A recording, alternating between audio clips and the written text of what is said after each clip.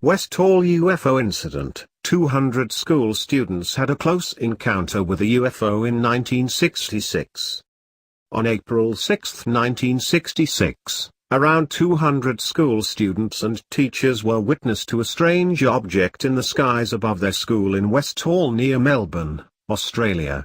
Almost 50 years later, and there is still no explanation as to what it was these people saw, and with evidence limited to the varying testimonies of the witnesses, it remains unlikely that one will ever arise.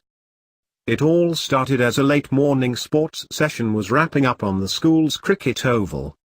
As the children and teachers prepared to head back in, murmurings of a strange object in the sky began to turn heads. "We were out on the oval playing sports," said witness Terry Peck in a TV documentary. One of the kids yelled out, look up in the sky, a flying saucer," and I remember we all looked up and it really was a flying saucer. Peck continues, "It was a round silver disc. It seemed to be very low over the school and I remember kids screaming and running inside." But it wasn't just the children that witnessed the object. The massive panic spread through the school like a wave, and many teachers both inside and outside the building were witness to the events unfolding on the oval.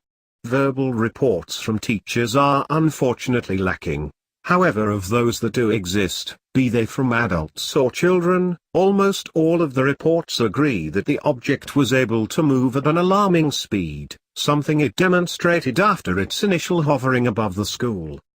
After the initial disc-shaped object was spotted, some witnesses reported seeing a collection of 5 smaller objects circling and following it. Initial explanations that these objects were small Cessna-like aircraft seemed thwarted when local air traffic control and military authorities both confirmed there was no air traffic in the area at the time. However, this lack of record should not rule out the possibility that civilian or military aircraft were present at the time. Whatever these objects were though, their appearance almost immediately led to the disappearance of the silver disc, which swiftly made for a nearby pasture known as the Grange.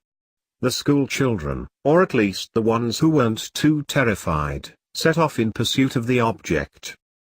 According to her friends, a girl by the name of Tanya was the first to reach the site. What happened when she got there will never be known because by the time the rest of the group arrived, Tanya, according to some witnesses, was found passed out on the grass. What caused this momentary lapse of consciousness remains a mystery, but the consensus among her companions was that Tanya had touched the object as it lay seemingly dormant in the Grange. However, one of her friends remembers it differently. "Tanya had gone back to school and had basically gone to pieces," said Tanya's friend, Jacqueline Argent. "There was definitely an ambulance on the oval and I was told she had been taken away in the ambulance. And that was the last time I ever saw her." Whether Tanya had made it back to school or not, the ending seems to be the same. With the school abuzz following the exciting events of the morning, the school's principal called an emergency assembly of the school's student body and faculty. There, he told the school's population that what they saw wasn't real, it didn't happen and they should absolutely not discuss it any further.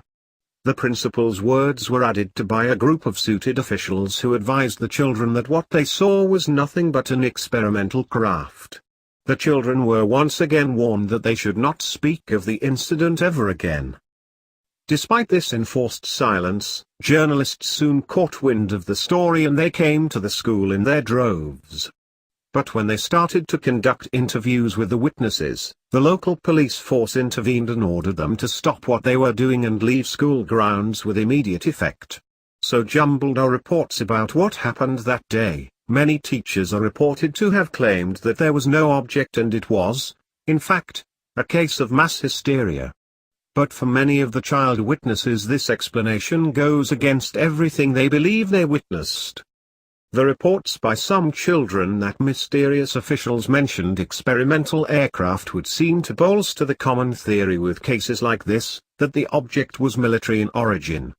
But when investigators have requested information from the Royal Australian Air Force, RAAF, they have been met with silence. Stranger still, When Freedom of Information requests were made and RAF files turned over, not a single file mentioned the events of April 6, 1966. This silence and mystery is echoed in almost all avenues of investigation. Written reports are few and far between, and requests for information from local police and air traffic authorities return nothing of value. In fact, the only documented explanation for the events was provided when a local newspaper revealed that a weather balloon was released earlier that morning.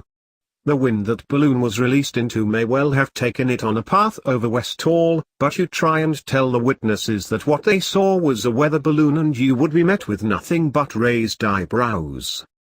Is there a case that this could have simply been a weather balloon sparking chaos and panic among a young school populace? Of course. The fact that witness accounts are so varying would certainly add credence to such an explanation, but even if it were a weather balloon, there are a number of questions that witnesses would surely like answered. How and why were these mysterious military representatives on the scene so quickly? If it was a weather balloon, why was silence urged by them and the principal? Conversely, if it was a secret craft, does it really need to stay secret today, almost 50 years since the incident occurred? All of these questions, and more, are ones that witnesses to the Westall UFO incident want answers to.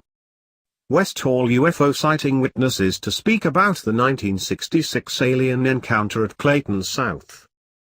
The people whose lives were forever changed when they encountered what they believe was an alien spacecraft.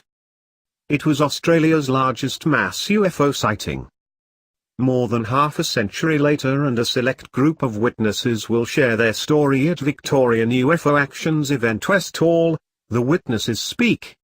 Sue Savage, who now lives in Springvale North, was 13 at the time of the encounter. She was in science class at Westall High School when a fellow student ran into the classroom shouting, "There is a flying saucer outside."